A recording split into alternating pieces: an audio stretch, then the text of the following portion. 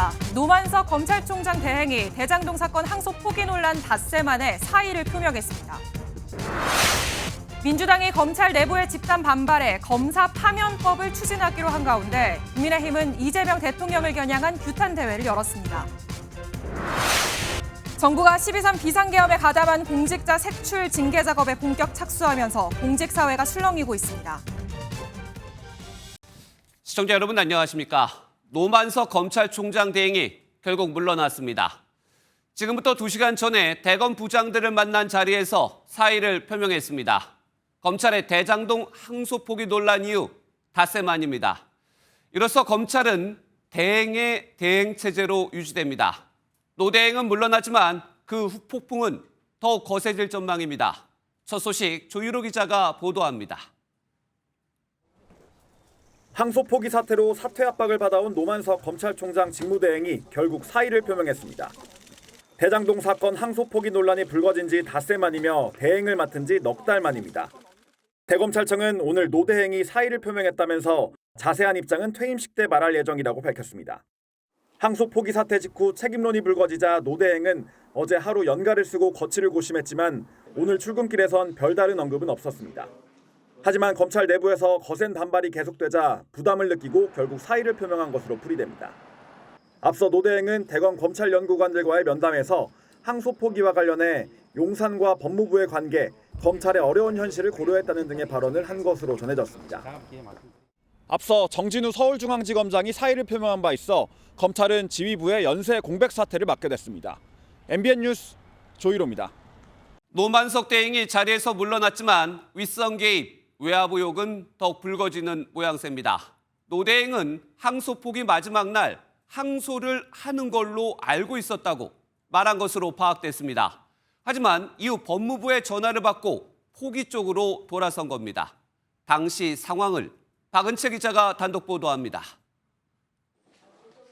항소 포기 논란이 거세진 지난 10일 오후 노만석 검찰총장 직무대행은 대검 과장들과 면담하는 자리에서 시간대별 상황을 설명했습니다. 면담 내용에 따르면 항소 마감일인 7일을 하루 앞둔 지난 6일 노만석 대행은 수사팀이 항소 제기하겠다고 하자 이를 승인합니다. 그런데 MBN 취재 결과 이튿날인 7일 오후 5시 반쯤 정진우 서울중앙지검장이 항소를 할 것인지를 노 대행에게 묻자 노 대행은 아직도 안 하고 있었느냐라고 반문했습니다. 그때까지 노 대행은 항소장 접수가 안 된 상황을 몰랐던 걸로 추정됩니다. 이후 3시간 뒤인 오후 8시 반쯤 노 대행은 법무부로부터 항소가 어려울 것 같다는 취지의 연락을 받습니다. 이진수 차관이 건 것으로 보이는 이 전화 뒤 항소 포기 쪽으로 기류가 급변한 걸로 추정됩니다. 이진수 차관으로부터가 후속 언급이 항소 제기로 인식하던 노만석 대행이 불과 5시간여 만에 항소 포기로 돌아서게 된 과정에 법무부의 전화가 결정적이었다는 지적이 나옵니다. MBN 뉴스 박은채입니다. 하지만 전화를 걸었던 당사자인 이진수 법무차관은 수사주의란 건 아니라고 반박했습니다. 그의 윗선인 정성호 법무장관 역시 항소 포기를 지시한 사실이 없다며 외압 의혹엔 거듭선을 그었습니다. 이어서 김태형 기자의 보도입니다. 국회 법제사법위원회 예결 소위에 나온 이진수 법무부 차관. 항소 포기 직전 노만석 검찰총장 대행과 통화한 사실을 인정했지만 수사 지휘는 아니라고 주장했습니다. MBN 취재 결과 이 차관은 법사위 소위 비공개 회의에서 여러 차례 검찰에 항소에 대한 우려를 전달했다는 의혹에 한 차례만 전달했다고 부인한 것으로 파악됐습니다. 취재진을 피해 국회 예결위 전체 회의에 참석한 정성호 법무부 장관도 항소 포기를 지시한 사실이 없다고 밝혔습니다. 검찰총장 대행에게 장관이 지휘권을 행사할 수도 있으니까 항소를 알아서 포기하라고 했다고 한다. 이렇게 법무부 차관에게 지시하셨습니까? 그런 사실 없습니다. 네. 사실상 수사 지휘권을 행사했다는 의혹에도 선을 그었습니다. 일선 총에서 위법입니다. 지휘로 받아들였다고 하면 서면으로 지휘할 걸 요구했을 겁니다. 정 장관은 예결위 도중 신중히 검토하라는 게 외압이 아닌가라는 기자들 질문에 일상적으로 하는 얘기라고 답하기도 했습니다. 그러면서 검사들이 명확한 증거와 사실에 근거하지 않고 의견을 주장하는 게 바람직하지 않다며 경위를 조사해 제재하겠다고 경고했습니다. MBN 뉴스 김태형입니다. 정성호 법무장관보다 윗선인 대통령실은 오늘 노대행의 면직안이 제청되면 수리하겠다고만 밝혔습니다. 정 장관은 대통령실과 항소 포기 관련된 논의 자체도 한 적이 없다며 윗선 개입을 일축했습니다. 이어서 장가희 기자가 보도합니다. 정성호 법무부 장관은 항소 포기와 관련해 대통령실과 교감이 있었느냐는 야당의 질의에 그런 적 없다고 반박했습니다. 대통령 또는 대통령실 직원과 직접 또는 간접적으로 논의한 적 있습니까? 저는 사건과 관련해서 대통령실과 제가 논의하지 자체를 않습니다. 저는요. 항소 포기의 최대 수혜자가 이재명 대통령이라는 국민의힘의 공세에도 일방적 주장이라고 날을 세웠습니다. 국민의힘은 검찰이 추징을 요구한 7,886억 원 중 대부분이 항소 포기로 날아갔다며 정 장관의 사퇴를 압박했지만 정 장관은 이 같은 주장에도 선을 그었습니다. 7천억이 넘는다는 주장도 그냥 검찰의 주장이었던 거고요. 일종의 정치보복적인 어떤 수사 하나 때문에 장관이 이걸 책임지고 사퇴하는 것은 바람직하지 않다고 보고 있고요.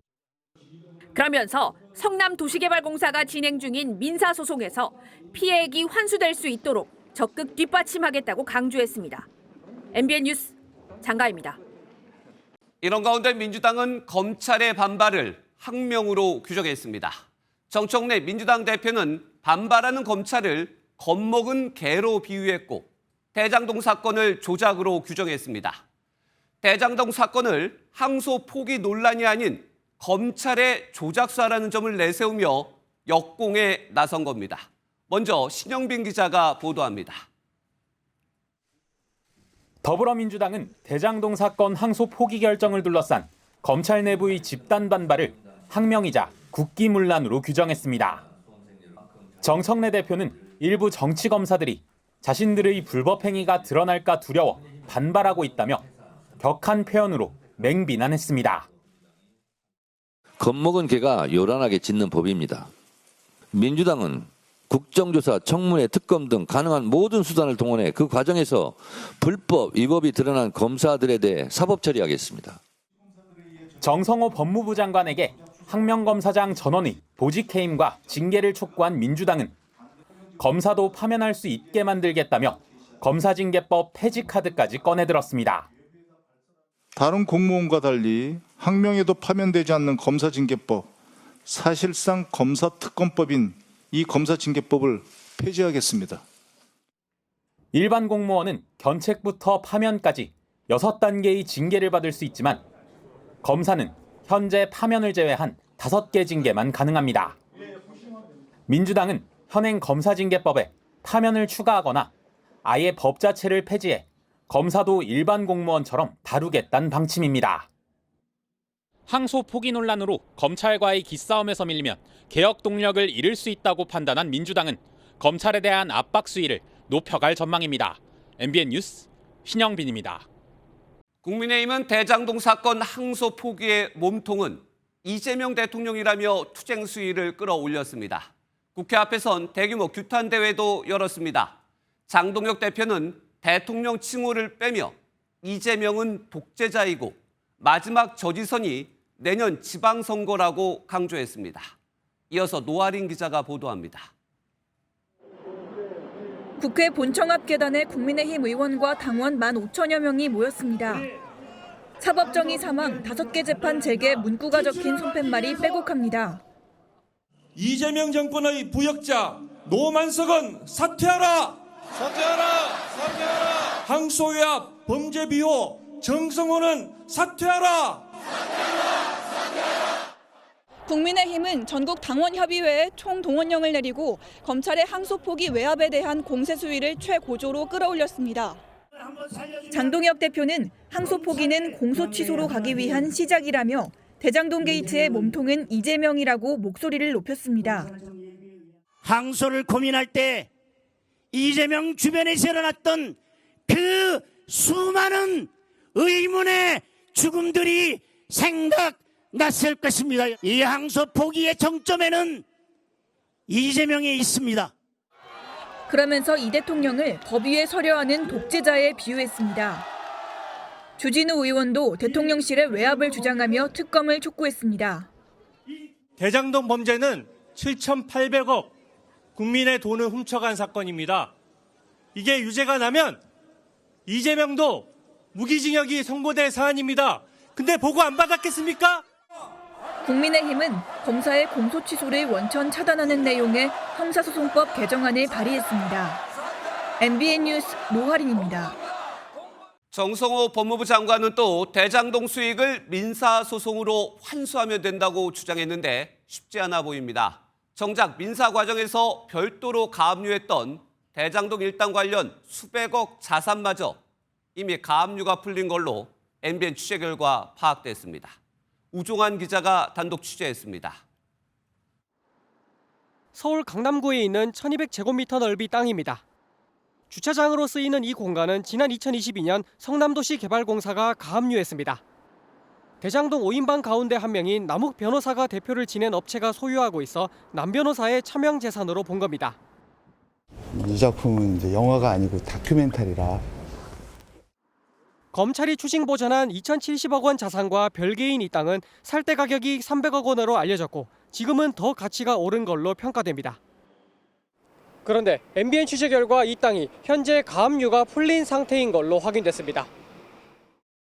남 변호사가 대표를 지냈던 이 업체가 가압류를 풀어달라고 한 신청을 지난해 1월 법원이 받아들인 겁니다. 법원은 공사가 가압류를 유지해야 할 이유가 명확하지 않다고 판단한 걸로 MBN 취재 결과 파악됐습니다.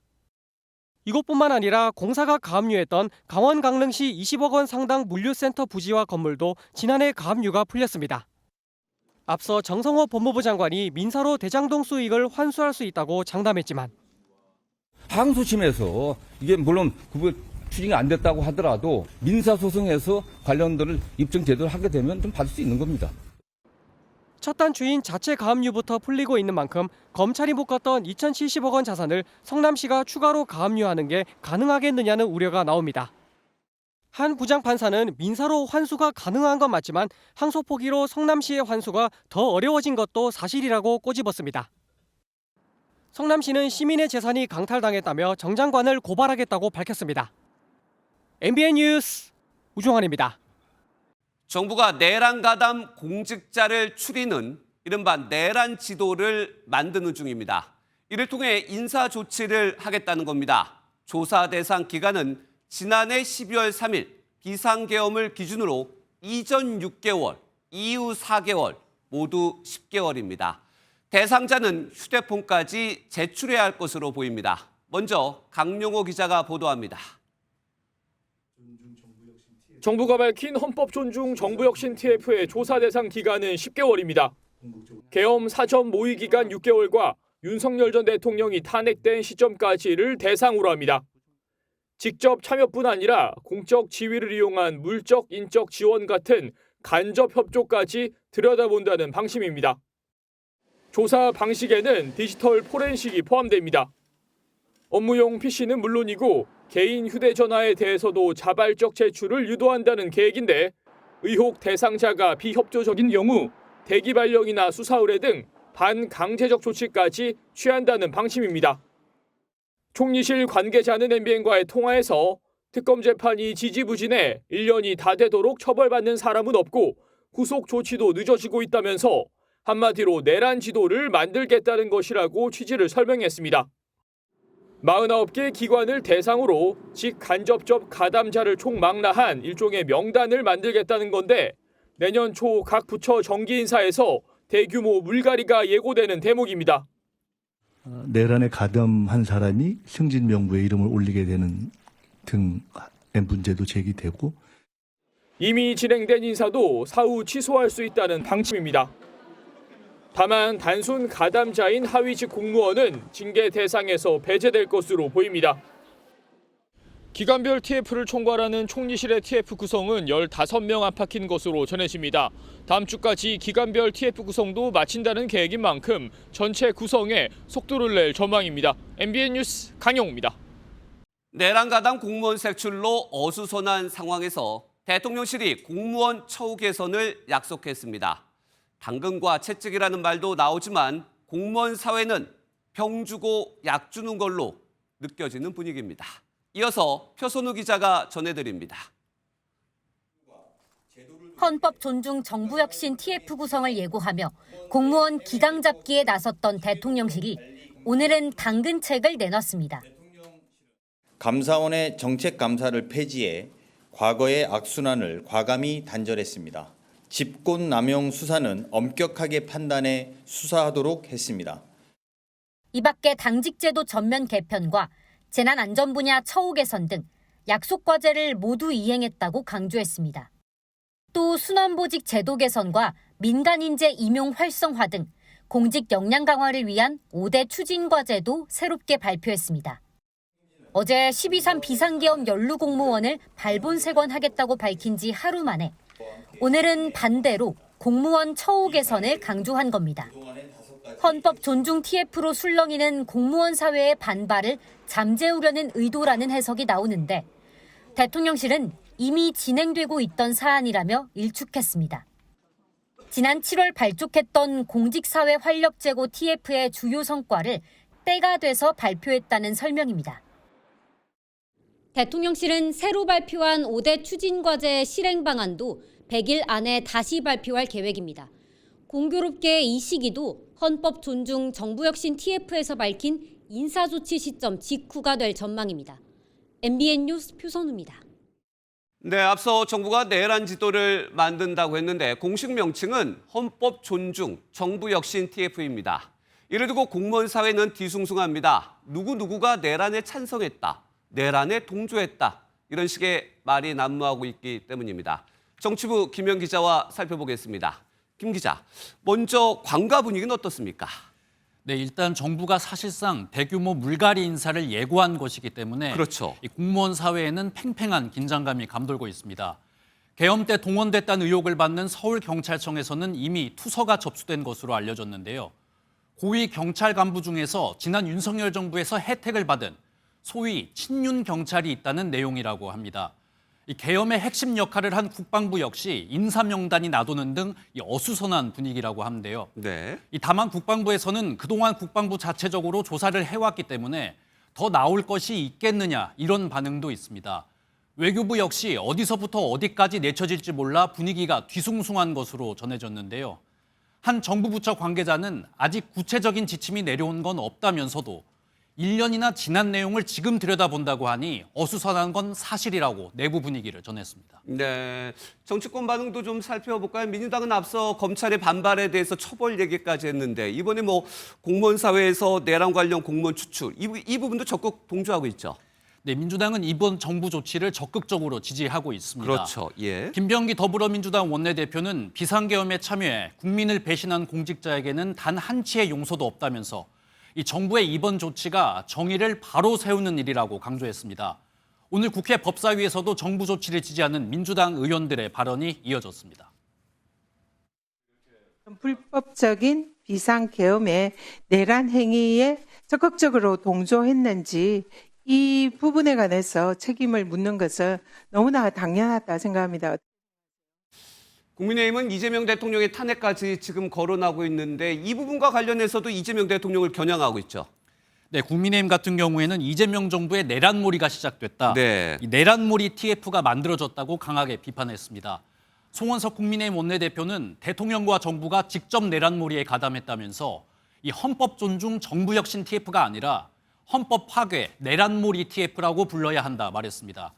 또 이재명 정부가 공직사회의 정치적 중립을 흔들고 있다고도 주장했습니다. 공무원들 영혼을 탈탈 터는 것이다.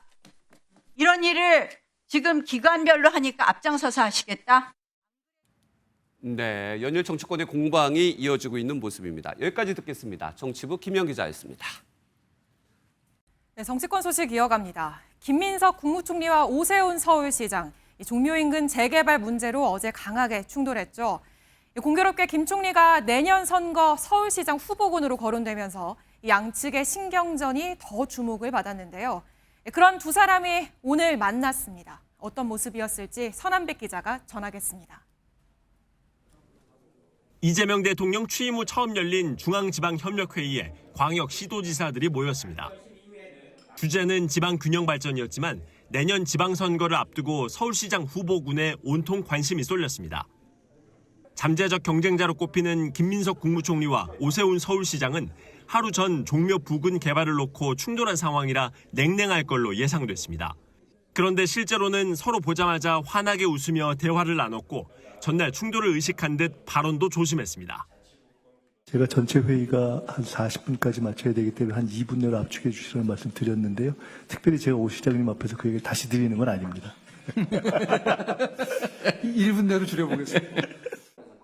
이재명 대통령 주재회의에선 지방 분권에 대한 집중적인 논의가 이루어졌습니다. 균형 발전 실현을 위해서는 중앙과 지방이 더욱 강력하고 또 동등한 협력의 파트너가 되어야 됩니다. 회의 후엔 민선 8기 시장, 군수, 구청장을 불러 국정 설명회를 겸한 오찬도 함께했습니다. 대통령실은 수도권과 멀수록 인센티브를 주는 게 이재명 정부의 방침이라면서 지역 균형 발전에 대한 의지를 드러냈습니다. MBN 뉴스 서남미입니다. 네, 특검 소식도 살펴봅니다. 내란 특검이 오늘 황교안 전 국무총리를 내란 선동 혐의로 체포했습니다. 지지자 반발로 무산됐던 지난 압수수색 때와 달리 이번에는 자택 현관문을 강제로 열고 진입해 압수수색도 진행했습니다. 박혜빈 기자가 보도합니다. 서울 용산구에 위치한 황교안 전 국무총리의 자택 앞입니다. 진입을 막는 지지자들과 영장을 집행하려는 특검팀이 뒤엉켜 계단을 가득 메웠습니다.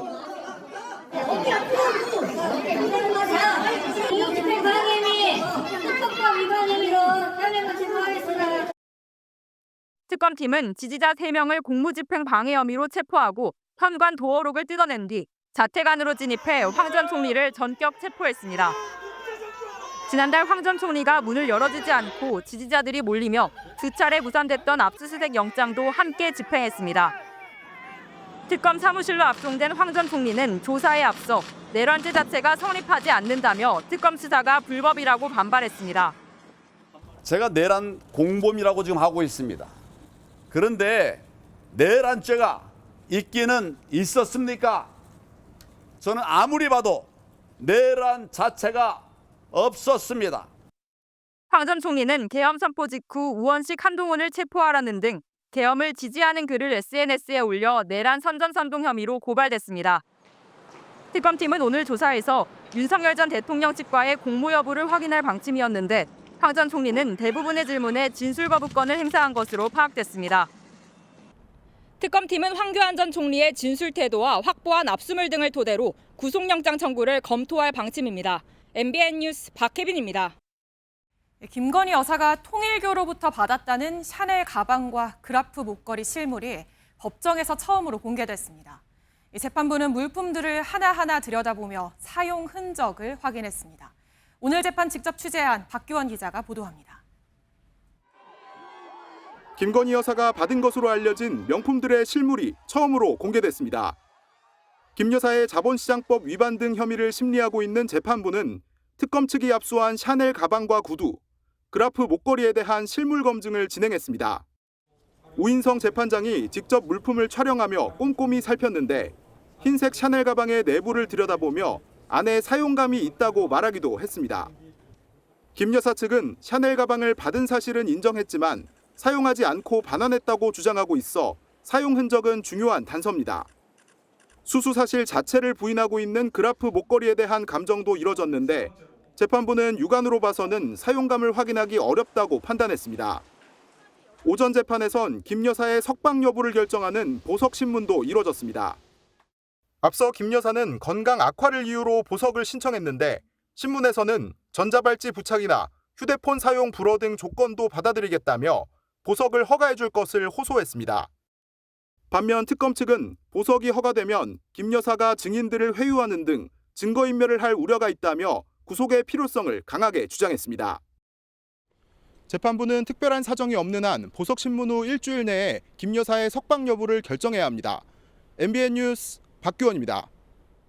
국내 명문대학으로 불리는 서울대에서도 AI를 활용한 시험 부정행위가 적발됐습니다. 대학 측은 부정행위 방지 시스템을 갖춘 컴퓨터를 사용하게 했다고 해명했지만 MBN 취재 결과 개인 노트북 사용도 허용됐던 것으로 확인됐습니다. 부정행위는 분명 잘못이지만 시대 변화에 맞는 교육과 평가가 제대로 이루어지고 있는지도 되묻게 됩니다. 황지원 기자의 단독 보도입니다. 지난 8일 서울대학교 관악 캠퍼스의 한 수업에 올라온 공지입니다. 지난달 31일 치러진 중간고사 채점 과정에서 챗GPT 등 외부 도구 사용이 의심되는 정황이 포착됐다며 자진 신고를 요청하는 내용입니다. 30여 명이 치른 이 시험은 대면 방식으로 통계학 관련 시험인 만큼 컴퓨터를 이용해 문제를 풀어야 했습니다. 학교 측은 강의실에 비치된 컴퓨터를 사용하게 했고 여러 프로그램을 동시에 사용하지 못하게 하는 부정행위 방지 시스템도 있었다고 밝혔습니다. 이거 실험이니까 컴퓨터를 이용해서 하는 거거든요. 저희가 시스템이 있거든요. 그게 아마 핸드폰입니다. 그런데 MBN 취재 결과 개인 노트북 사용도 가능하다고 학과 측이 사전에 공지한 걸로 드러났습니다. 결국 개인 노트북을 쓰도록 허락하면서도 이에 대한 부정행위 방지책은 없었던 겁니다. 개인 노트북으로 하는 분위기였습니다. 다른 수업은 그 강의실 컴퓨터로 하는 것 같은데.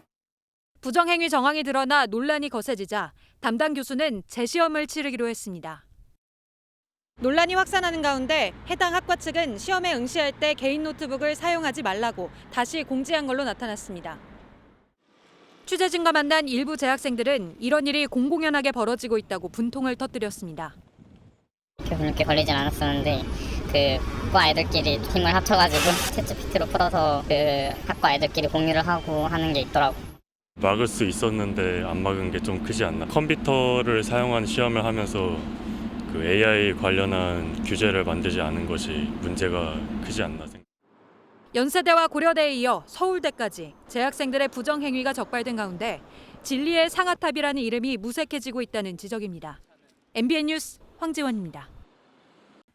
이번엔 붕괴 사고가 난 지 오늘로 일주일째인 울산 화력발전소로 가보겠습니다. 밤사이 2명의 시신을 추가로 수습하면서 사망자는 5명으로 늘었고 아직 잔해 속엔 2명이 남아 있습니다. 박상호 기자입니다. 무너진 보일러타워 앞에 소방대원이 구조견과 함께 모여 있습니다. 한 마리씩 데리고 철제 구조물 속으로 들어갑니다. 이틀 만에 구조 소식이 들려온 건 어젯밤 10시 14분입니다. 그동안 위치를 찾고도 무너진 잔해 때문에 구조하지 못한 60대 남성이 끝내 시신으로 수습됐습니다. 희망은 없었다만 그래도 살아계시다면 진짜 기적이라고 생각합니다. 7시간 뒤에는 실종자로 분류된 60대 남성이 추가로 발견되면서 사망자는 5명으로 늘었습니다. 어제 4호기와 6호기를 발파한 이후로 현장에 중장비가 대거 동원됐습니다. 무너진 5호기가 더 내려앉지 않도록 단단히 고정하는 작업도 끝났습니다. 제 뒤로 보이는 노란색 크레인이 철제 기둥을 와이어로 연결해 위로 붙들고 있습니다. 남은 매몰자는 2명. 이 가운데 1명은 아직 위치도 파악되지 않고 있습니다. 중장비가 지금 계속 들어가지면은 좀 해체가 좀 더 빨라질 겁니다. 그래서 그 전체 면을 다 병행해서 그 수색을 하고. 소방당국은 구조대원과 민간 해체 전문가 110여 명을 교대로 투입해 구조와 수색에 속도를 낸다는 방침입니다. MBN 뉴스 박상호입니다. 마약이 더 멀리서 더 교묘하게 들어오고 있습니다. 동남아 입국자에 대한 감시가 강화되자 이번엔 유럽을 통해 반입됐는데요. 유명 입욕제는 물론 심지어 신체의 은밀한 부위에까지 숨겼지만 결국 덜미가 잡혔습니다. 장진철 기자입니다. 영국에서 막 도착한 여행용 캐리어 안에서 유명 입욕제가 잔뜩 나옵니다. 입욕제 가루를 검사했더니 마약 양선 반응이 나옵니다. 케타민이네. 여기 청자색 침전물 생기거든요. 신종 마약 케타민입니다. 유럽에서 마약을 국내로 밀반입하고 유통한 일당 22명이 경찰에 붙잡혔습니다.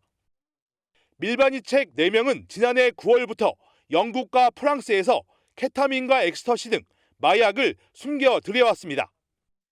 시가로 45억 원, 30만 명이 동시에 투약할 수 있는 양입니다.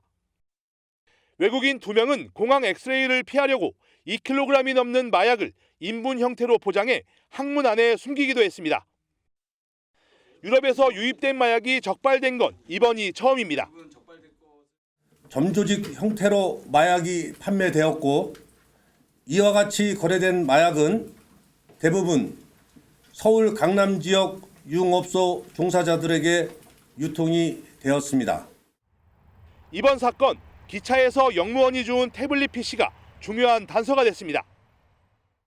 이 태블릿 PC 안에는 자세한 마약 유통 내용이 담겨 있었고 이를 확인한 영무원은 바로 경찰에 신고했습니다. 태블릿 PC 주인은 영국에서 마약을 가져온 20대 모집책이었습니다. 경찰은 유통 일당과 투약자 등 48명 중 18명을 마약류 관리법 위반 혐의로 구속했습니다. MBN 뉴스 장진철입니다. 한 경찰이 태극기를 짓밟는 영상이 퍼지며 논란이 됐는데 해당 영상 속 경찰은 AI가 만든 가짜였습니다. 그래서 한 시민단체가 영상 제작자를 고발했는데요. 이런 경우 처벌이 가능할까요? 정혜진 기자가 취재했습니다. 서울 광화문 한복판 시위 중인 한 여성 앞에 경찰이 다가섭니다. 경찰은 여성이 들고 있던 태극기를 빼앗더니 급기야 발로 밟아버립니다. 왜 태극기를 빼앗아서 발로 밟는 거예요? 대통령님도 태극기를 들고 시위하는 사람들을 싫어하십니다. 최근 SNS를 중심으로 빠르게 퍼진 영상인데 한 시민단체가 지난달 31일 영상 제작자를 국기모독죄와 명예훼손 혐의로 경찰에 고발했습니다. 문제는 해당 영상 속 경찰이 실제가 아닌 AI로 만들어진 가상의 인물이었다는 것입니다.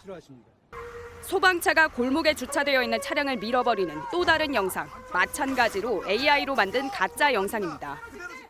시민들은 이러한 영상이 사회적 혼란을 일으킬 수 있다고 우려합니다. 정치적 입장이나 사회적 이슈가 될 수 있는 것들에 대한 거는 뭔가 의도하고 만드는 것도. 문제는 AI로 만들어진 가짜 영상이 사회적 갈등을 불러일으키더라도 법적 근거가 없어 처벌이 어렵다는 점입니다. 현재 우리나라는 AI로 유명 연예인 등을 합성한 동영상의 경우 제작자를 명예훼손이나 사기죄 등으로 처벌할 수 있게 했습니다. 반면 미국은 조 바이든 전 대통령의 목소리를 만들어 유포한 사람에게 82억 원의 벌금을 물리는 등 처벌 범위를 넓히는 추세입니다. AI 영상의 경우 사회적 혼란의 정도에 따라 처벌의 근거 규정이 되는 입법도 필요할 것이라고 생각합니다. 기술이 빠르게 발전하는 만큼 시청자 스스로도 영상의 진위를 가려보는 주의도 필요합니다. MBN 뉴스 정혜진입니다. 드디어 내일입니다. 55만 수험생들의 오랜 노력이 결실을 맺는 수능 날이죠. 출산율이 높았던 황금 돼지띠 수험생에 더해 N수생까지 대거 몰리면서 최근 7년 사이 가장 치열한 경쟁이 예상되는데요. 모든 수험생에게 행운이 함께하길 바라며 정민영 기자가 전해드립니다. 교복을 입은 학생들이 하나된 동작으로 구호를 외칩니다. 박자에 맞춰 깃발을 흔들고 3학년 선배들을 손가마에 태워가기도 합니다.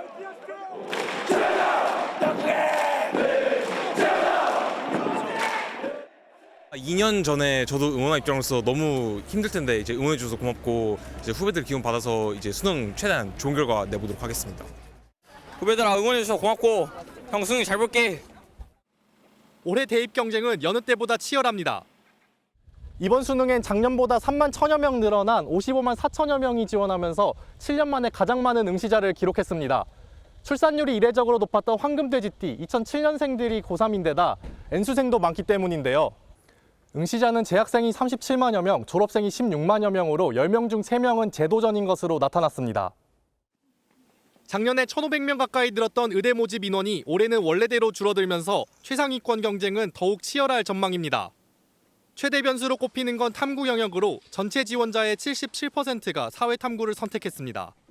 자연계 학생들이 상대적으로 공부 부담이 적은 사회탐구를 선택하는 일명 사탐런 현상입니다.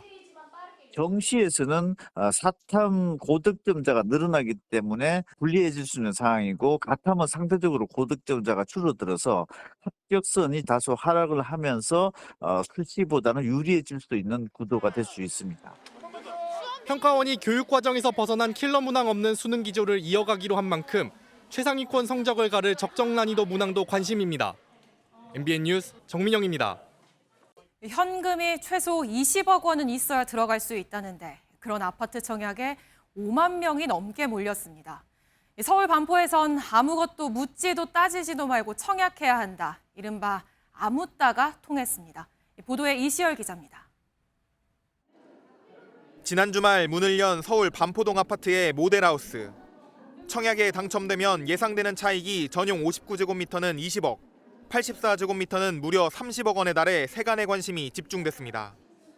문제는 강화된 대출 규제로 최소 20억 원의 분양가를 대출 없이 마련해야 한다는 것.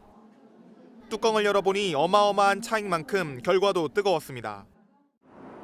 이 아파트의 1순위 청약은 공급 230가구 모집에 무려 5만 4천여 명이 몰려 세 자릿수 경쟁률을 기록했습니다. 무주택자만 1순위 청약을 할 수 있는데 자금을 융통할 수 있는 사람이 예상보다 많다는 얘기입니다. 하지만 일단 당첨부터 되고 보자는 생각에 구체적 자금 계획 없이 청약을 넣은 사람도 적지 않다는 얘기도 들립니다. 자금 조달 계획이 현실적인 분들은 거의 없으세요. 그래도 빠져나갈 구멍이 있다 하면서 다 던지시는 것 같아요. 부모에게 증여를 받거나 심지어 P2P 같은 고금리 대출을 이용하자는 의견도 나옵니다.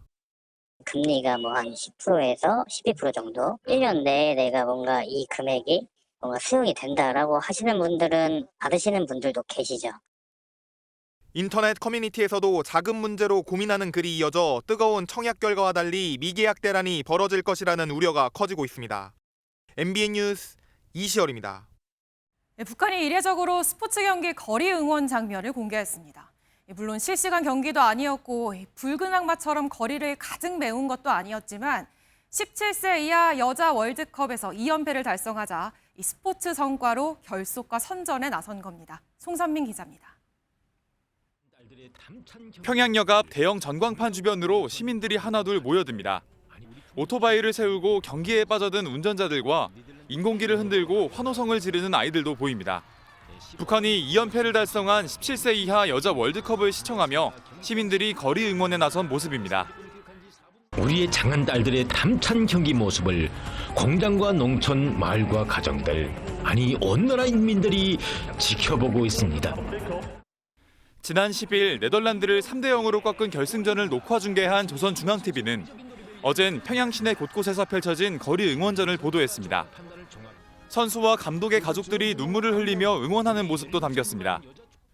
노동신문도 우승을 집중 보도하며 당 제9차 대회를 앞둔 전 인민에게 큰 격려와 자신감을 안겨줬다고 평가했습니다.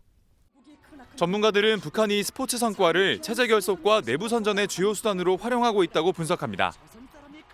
9차 당대회를 앞둔 시점에서 사회주의 체제 김정은 정권에 대한 충성심을 고취할 수 있는 최선의 기회다, 이렇게 이제 판단을 하고 있다는 거죠. 실내에서 TV를 보며 응원하는 모습은 많이 보도됐지만 거리에서 응원하는 모습이 보도된 건 이번이 처음입니다. MBN 뉴스 손성민입니다. 트럼프 미국 대통령이 대미 무역 흑자가 높은 스위스를 향해 도둑질한다고까지 비난했는데 이번엔 관세를 대폭 낮출 전망입니다. 공교롭게 이 같은 조치는 스위스 기업이 황금 롤렉스 시계를 트럼프에게 선물한 이유입니다. 한여의 기자입니다. 도널드 트럼프 미국 대통령의 책상 위 황금빛 물건이 눈에 띕니다. 스위스 기업인들이 트럼프 대통령에게 선물한 황금 롤렉스 시계와 금괴입니다. 불과 석 달 전 트럼프 대통령은 대미 무역 흑자가 높은 스위스를 향해 도둑질이라고까지 말하며 39%의 관세 폭탄을 부과했지만 스위스 기업인들과의 면담 직후 양국이 관세를 15%로 대폭 낮추는 합의에 거의 도달했다는 보도가 나왔습니다. We want Switzerland to remain successful, and we're a part of Switzerland in the sense that they've been a very good ally. 트럼프 대통령의 황금 사랑을 노린 전략이 이번에도 통한 게 아니냐는 관전평이 나옵니다. 트럼프 대통령의 환심을 사기 위한 선물 공세는 당연한 수순이 됐다는 지적도 있습니다. 우리나라는 경주 에이펙을 계기로 방한한 트럼프 대통령에게 특별 제작한 신라 금관 모형을 선물했고, 앞서 이스라엘은 황금 호출기를, 일본은 황금 사무라이 투구를, 우크라이나도 복싱 챔피언의 황금 벨트를 트럼프 대통령에게 선물했습니다. 무역협정이나 안보협력에서 유리한 결과를 얻기 위한 선물 외교가 전 세계 정상들의 숙제가 되고 있습니다. MBN 뉴스 한여입니다. 일본이 살상무기 수출을 대폭 확대하는 방안을 본격 추진합니다. 일본은 패전국으로 군대가 없는 국가인데 헌법 개정 등을 통해 강한 일본을 만들려는 다카이치 총리의 의도로 보입니다. 이상엽 기자가 전해드립니다. 취임 일성으로 안보 강화를 내세운 다카이치 사나의 일본 총리. これからもっともっと強くしていかなきゃいけない分野もございます。 그 일환으로 살상 무기 수출 제한을 푸는 방안을 추진하고 있습니다.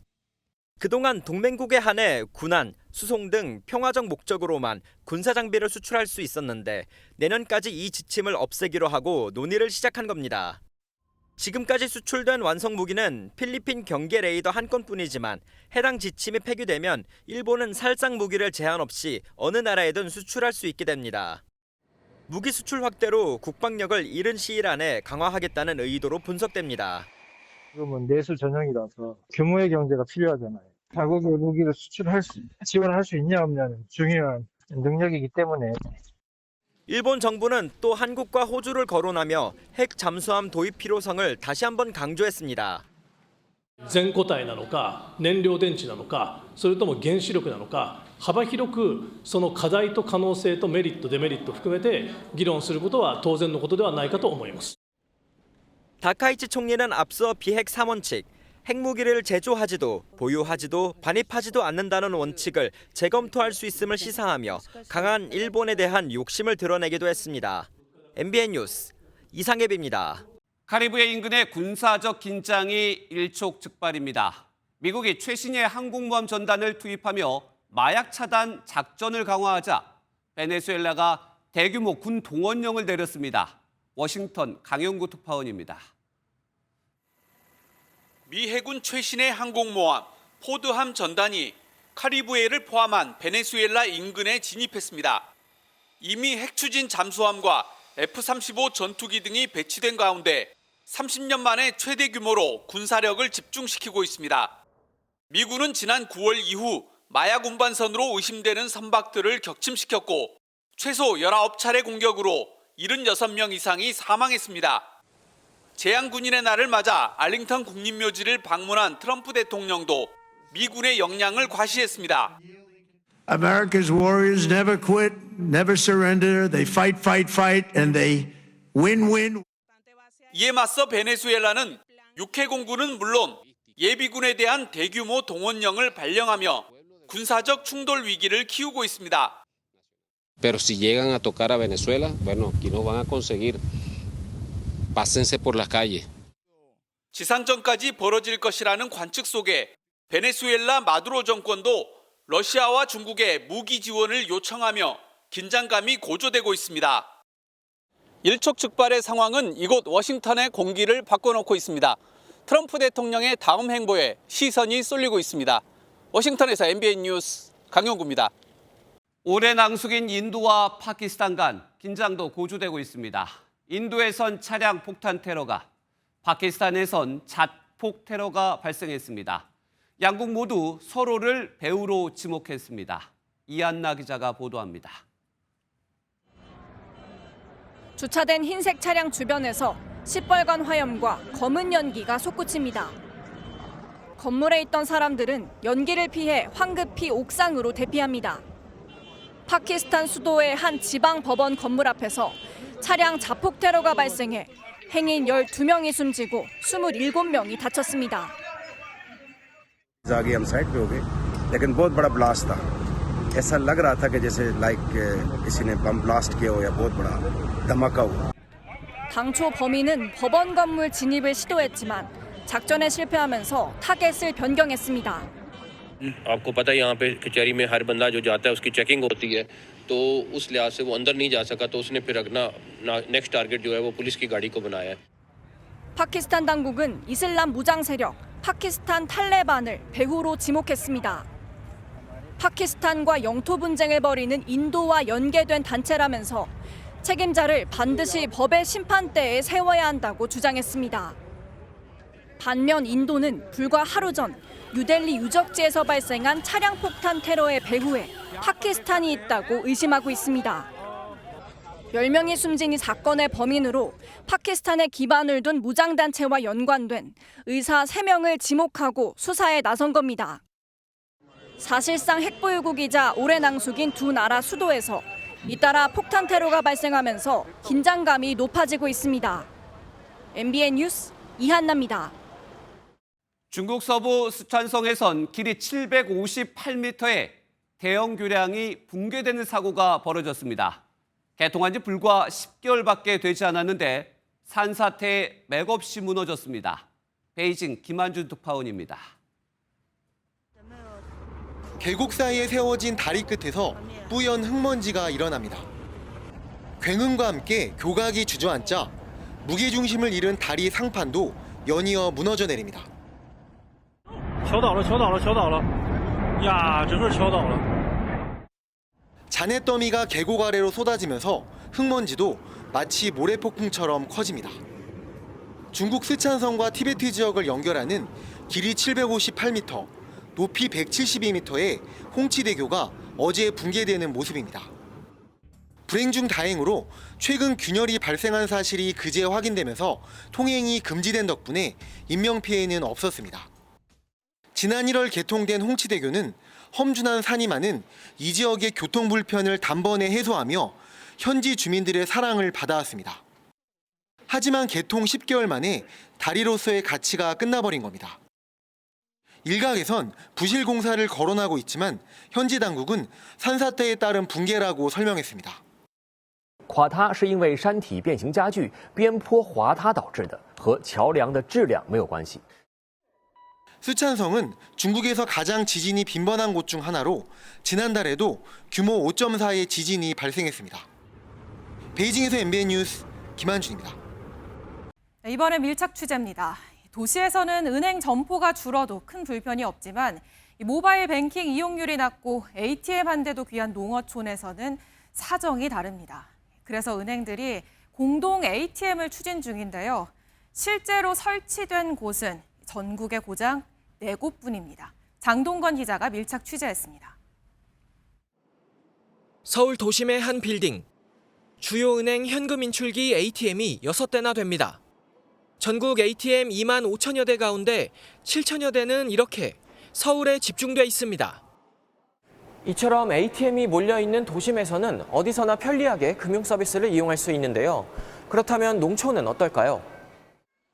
충남 태안군 최북단의 한 마을입니다. 은행은커녕 ATM 한 대도 없어 불편이 이만저만이 아닙니다. 그날 판매를 해갖고 그것이 입금이 된단 말이에요. 그러면 확인을 하려고 해도 금융기관이 멀으니까.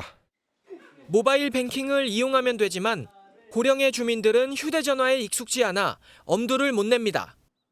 가장 가까운 농협 지점도 40분 걸리고 은행은 읍내까지 가야 합니다. 만대마을 입구에서 버스를 타고 면사무소가 있는 중심가까지 나가야 은행에 갈 수 있는데요. 하루에 배차가 2시간 간격으로 7번 뿐입니다. 국민은행이 몇 년 전에는 있었는데 이사를 그러니까 서산으로 이렇게 가면서 1년에 한 번 가요. 이런 불편을 해소하고자 떠오른 게 주요 시중은행들이 함께 운영하는 공동 ATM입니다. 같은 태안군 읍내의 한 전통시장.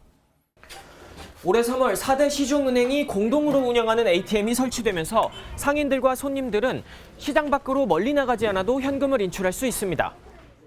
항시 준비를 했었는데 이제 기계가 있으니까 좀 준비 덜 해도 그냥 시장에 왔을 때도 사용할 수가 있죠.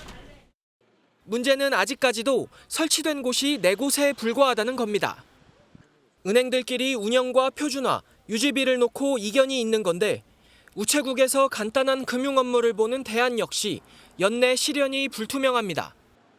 누구나 쉽게 이용할 수 있는 포용적 금융을 실천하겠다고 앞다퉈 선언한 은행들.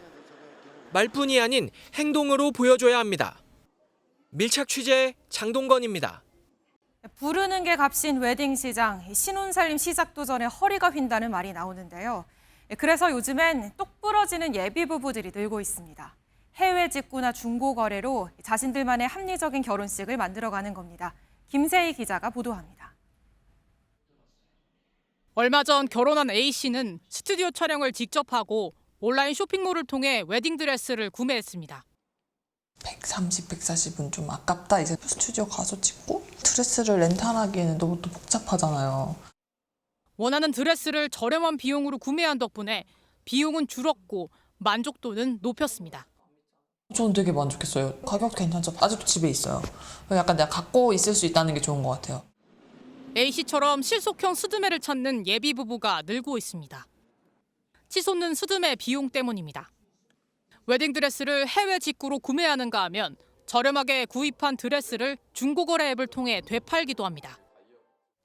중고거래 앱에서도 이렇게 한 번 입은 웨딩드레스를 판다는 글이 수두룩합니다. 예비 부부들이 자신이 원하는 취향과 가격에 맞춰 스드메를 고를 수 있는 플랫폼도 생겨 눈길을 끌고 있습니다. 요즘에 합리적인 결정을 중요하게 생각을 하세요. 선호도 조사를 해서 AI가 업체를 추천해드리고 또 원하시는 금액대도 비교를 하실 수 있도록. 한국소비자원에 따르면 올해 스드메 평균 비용은 441만 원으로 235만 원이었던 5년 전보다 2배 가까이 올랐습니다. MBN 뉴스 김세희입니다. 밤길 운전하다 맞은편 차량이 킨 상향등에 눈앞이 하얘진 경험 있으실까요? 시야 확보를 위해 켜는 상향등이 이렇게 다른 운전자들에겐 위험이 될 수 있는데요. 이런 위험을 줄이기 위한 기술이 개발됐습니다. 유승호 기자입니다. 야간 운전 중 켜는 상향등은 시야를 확보해 안전을 지켜주지만 맞은편에서 오는 차는 눈부심으로 인해 사고 위험이 높습니다. 눈부심이 정상으로 회복되기까지 평균 3.23초, 시속 100km 속도의 차라면 약 90m를 눈을 감고 달리는 셈입니다. 최근엔 맞은편에 차가 오면 자동으로 상향등을 꺼주는 일명 지능형 헤드램프, ADB 기술이 상용화됐습니다. 빛의 패턴을 한층 정밀하게 제어할 수 있게 됐습니다. 완성차 업계는 주행 안전성을 높이고 브랜드 경쟁력을 강화할 수 있는 핵심 기술로 주목하고 있습니다. 하지만 차량의 카메라를 기반으로 하기 때문에 정확성이 떨어지는 것이 단점. 이를 보완하고자 국내 연구진이 카메라뿐 아니라 레이더와 내비게이션 등의 정보를 활용하는 지능형 헤드램프를 개발했습니다. 야간 도로 주행과 유사한 환경의 실험 공간입니다. 차량의 헤드램프가 제 모습을 인식해 스스로 빛을 조절하면서 눈부심을 최소화합니다. 다양한 개체를 통해 전달된 정보를 분석해 맞은편 차량의 주행 경로를 미리 예측하고 상향등을 자동으로 조절합니다. ADB의 눈부심 고질 문제를 극복함과 동시에 운전자의 시인성까지 개선하는 최초의 개선안이라고 할 수 있습니다. 이를 통해 눈부심 방지 효과는 평균 93% 높아지고 소비 전력은 최대 80% 줄어든 것으로 예측됐습니다. 운전자의 눈과 상대방의 눈부심을 동시에 지켜주는 빛의 기술이 야간 주행 시 안전을 더욱 높이고 있습니다. MBN 뉴스 유승호입니다. 한 해 동안 투명한 유리나 방음벽에 부딪혀 죽는 새가 무려 800만 마리입니다. 하루에 2만 마리가 넘게 죽는 셈이죠. 이런 죽음을 막기 위해 오늘도 방음벽을 따라 걷는 사람들이 있습니다. 강세현 기자가 만나고 왔습니다. 김윤전 씨가 방음벽을 따라 천천히 걷습니다. 망원경까지 꺼내서 벽을 골똘히 관찰합니다. 유리 구조물들이 있을 경우에 충돌하는 경우가 많아서 이제 그러한 충돌한 새들이 있는지 없는지를 확인해보고자 왔습니다. 2019년 윤전 씨는 이화여대 재학 중 새 충돌을 막기 위한 소모임을 만들었습니다. 학교에 이제 새로 유리 건물이 세워지면서 여기는 조치를 할 필요가 있겠다라고 판단을 해서 그러려면 이제 사실 피해가 있다라는 근거 자료들이 모여야 되잖아요. 직장인이 된 지금은 전국을 돌며 새 충돌을 기록합니다. 이 방음벽은 높고 투명한 유리로 되어 있어 새가 충돌할 위험성이 큽니다. 그럼 제가 한번 김민전 씨와 확인해 보겠습니다. 풀숲을 헤치고 모기에 물리며 걷기를 10여 분. 또 이제 모기 한참 기승할 때는 어마어마합니다. 새뼈 여러 조각이 발견됩니다. 골반 부분, 그리고 여기 가슴뼈 부분, 그리고 여기 이렇게 뼈 3-4개 정도 보이거든요. 다른 방음벽 앞에도 죽은 지 얼마 안 돼 보이는 딱새와 박새 사체가 떨어져 있습니다. 서식지 주변에 투명한 벽을 세우며 죽음이 반복되는 건데 매년 800만 마리, 하루 2만 마리가 목숨을 잃는 것으로 추정됩니다. 대학생 송나영 씨도 안타까운 죽음을 알리기 위해 활동하고 있습니다. 동물이 다치거나 죽는 영화도 못 볼 정도로 그런 심약자인데요. 너무 마음 아프다고 그걸 눈을 돌려버리면은 그래도 새들은 계속 죽는 거잖아요. 노력은 변화를 이끌어냈습니다. 방음벽과 공공기관 건물에 전문의를 넣게 된 겁니다. 하지만 사설 건물은 대상이 아니고 오래된 방음벽은 최근에 교체한 일부분에만 점을 넣었습니다. 아마 유리창이 파손돼서 여기만 교체했을 가능성이 높은데 벽이다 하고 딱 방향을 틀어서 옆으로 가서 부딪힐 수가 있는 거죠. 새를 살릴 수 있는 건 더 많은 관심. 윤전 씨와 나영 씨는 많은 사람이 함께할 날을 기다리며 방음벽을 돌고 있습니다. MBN 뉴스 강산입니다. 스포츠 뉴스입니다. 류지영 감독이 이끄는 우리 야구 대표팀이 이번 주말 일본과의 2차례 평가전을 위해 출국했습니다. 이젠 숙적이란 말도 무한할 정도로 10년간 9연패를 한 우리 대표팀. 어떤 출사표를 내놨을까요? 권용범 기자입니다. 야구 대표팀이 도착하자 사진을 찍고 사인을 요청하는 팬들로 공항은 금세 북새통을 이룹니다. 선수들은 웃는 얼굴로 팬들의 요청에 일일이 응해주지만 출국장 앞에선 사뭇 진지해집니다.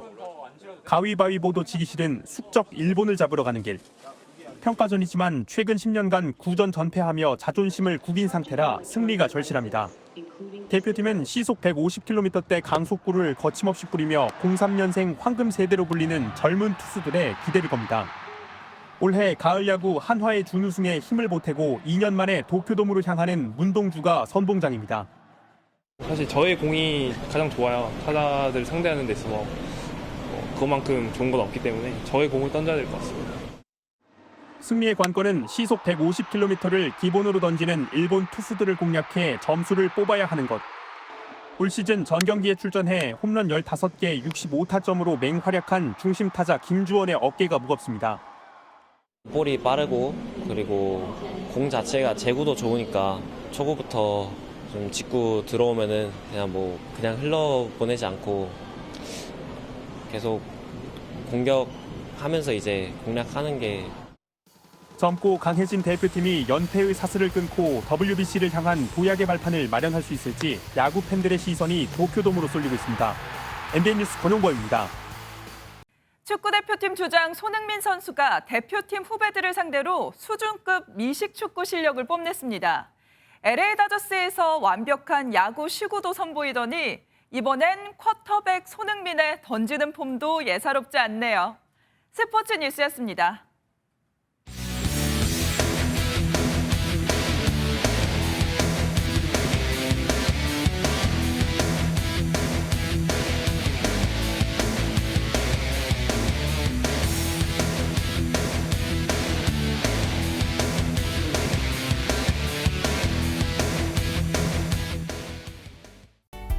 어느덧 내일은 대망의 수능일입니다.